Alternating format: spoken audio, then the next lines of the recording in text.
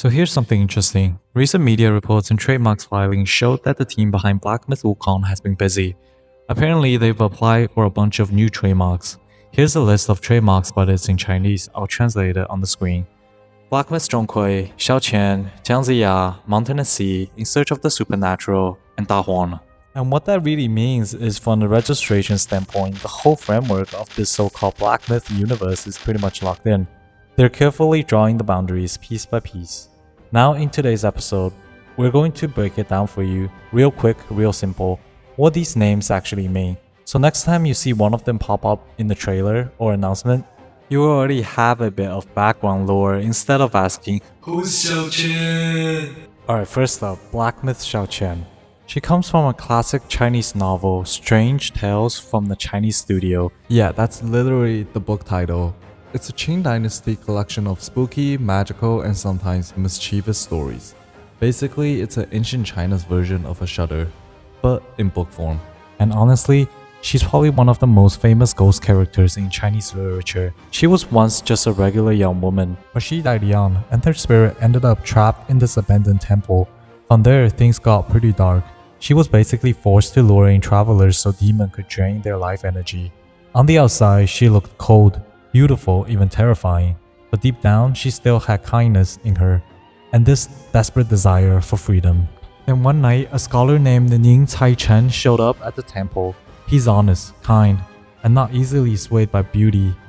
That's when Xiaoqian finally opened up to him, tells him the truth, and secretly warns him to stay safe. At that moment, she stopped being just a puppet of demons. She became her own person, with emotions and choices. Later, Ning Chen found her remain and gave her a proper burial.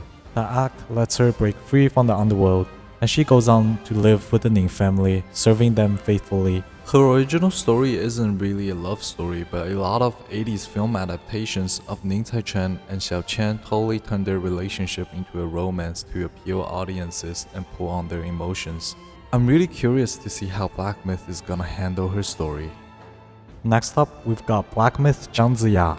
So Jiangziya shows up in Investiture of the Gods, and he's basically the guy who reshapes history. Back in the late Shang Dynasty, King Zhou was a tyrant. People were suffering. Everything was falling apart. To fix that, the heavens decided to elevate virtuous people to divine status, restoring balance between heaven and earth. And Jiangziya was the one leading that mission, turning hero, even demons, into gods to set the world back in order. His most famous image? He's always sitting by the river, fishing. But here's the catch. He's not fishing for fish, he's fishing for the right time and the right person to rise up against the Shang Dynasty.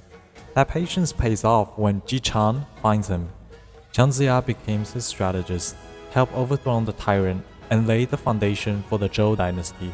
It's an epic story, everything from ending brutal human sacrifices to basically assembling a Chinese Avengers team. And honestly, it's the kind of story we'll probably see explored in a lot more detail down the road. Unlike Xiaoqian and Jiangziya, these next ones are not people at all. They're titles of classic books. Take Mountains and Seas for example. This book is over 2,000 years old. It is not like the Bible with religious doctrine. And it's not one big story like Homer's epics. It's more like an ancient encyclopedia packed with geography, plants, animals, myth, and a whole bestiary of creatures. We're talking about nine-tailed foxes, man-eating birds, giant sea monsters, the kind of stuff that shaped Chinese mythology for centuries. Now, inside that book, there's a section called Da Huan, which literally means the great wilds. That part describes distant, mysterious lands filled with kaiju-sized beasts, divine birds, talking animals, and strange tribes. It reads almost like a fantasy map of the unknown world. And then there's In Search of the Supernatural. It's basically a collection of short, eerie tales about spirits, gods, and strange happenings.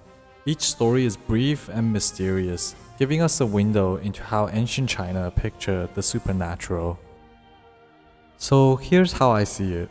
Right now, game science is starting with a really character-driven story in Black Myth Wukong, and maybe even Black Myth Zhong Kui. The whole tone is set through one perspective. But fast forward maybe a decade, and if we get titles like Black Myth Mountains and Seas, Da Huan, or In Search of the Supernatural, That signals a big shift.